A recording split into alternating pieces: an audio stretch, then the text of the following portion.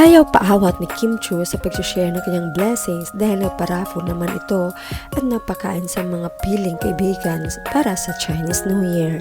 Hindi pa nga humuhupa ang pagkabilib ng Kim Paulandia sa kwentong namahagi si Kim ng tig-1,000 or 1K peso sa mga nanood ng shooting nila noong ginagawa pala ang serye nitong lalabas sa Free TV.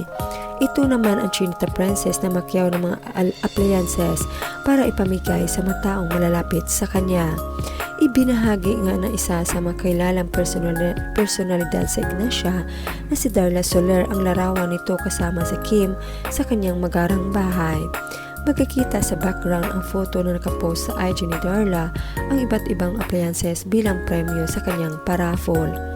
Nagpasalamat nga si Darla kay Kemi sa imbitasyon nito sa kanya na maging bahagi ng Chinese New Year sa Lobong. Sa iba parang larawan masisipat ang bonggang foods sa pagkainan ni Kemi sa pawang mga pampaswerte.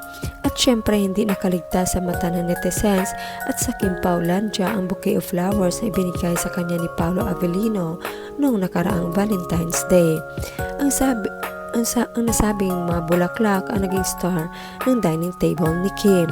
Sa nga ng mga netizens, bidang-bidang raw ang mga bulaklak ni Paolo sa Chinese New Year celebration ng kasintahan. Oo, pero inalis ang punis flower, pinag-preserve daw at na ang malagay sa frame lul.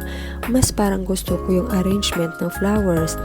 Yung food, pwede kay Lolo, seafood is life na po ang bahay ni Lola.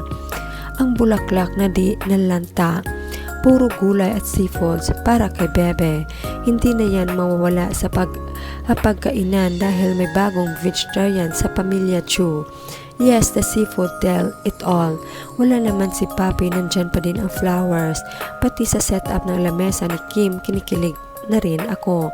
Only Kim Paulandia knows. Andito naman pala si Paolo kasi bidang-bida yung flowers na binigay niya sa harapan ng kainan nila. Sobrang ganda talaga ng combination ng roses and peonies pang wedding setup. Bakit parang pang reception setup pala ito? Kakilig naman yung roses na bigay plus yung mga seafoods. Adjust na adjust talaga. Baga matula pang resibo, naniniwala ang mga Kim Paulandia na kasama rin si Paolo sa selebrasyon na ito. Samantala, imbitado rin si Darren Espanto na beshi ni Kim na may mga photo na kasama si Kim, si Darla at iba pang mga bisita. Yung flowers kasama sa pangpaswerte. Yung flower na bigay ni Pao, yun ang bida sa lamesa. Congrats Kim Pao, satisfied kami sa sagot ninyo. Kahit pang isang reporter matanda nakakasira ng mood basta 100% na sila. Sabi ni Pao, sapat na yung sagot na yon. Okay na tayo dyan kahit di mapakita si Pao yung flower o nakabandera. Yung ibigay ni Pao na flower noong Valentine's Day na sa mesa. Yes, proud of Kemi. The flowers gifted by Paolo are so sweet, means a lot to her because they came from someone she loves. God bless you both, Kim Pao. May the Lord be the center of your relationship and guided you both always. Special ang flowers na yan dahil galing sa taong nagpahalaga at umibig sa kanya ng tunay. Kim Pao forever and God bless always, Kim Pao. Yes, nag-isang bouquet of flowers talagang naka-display.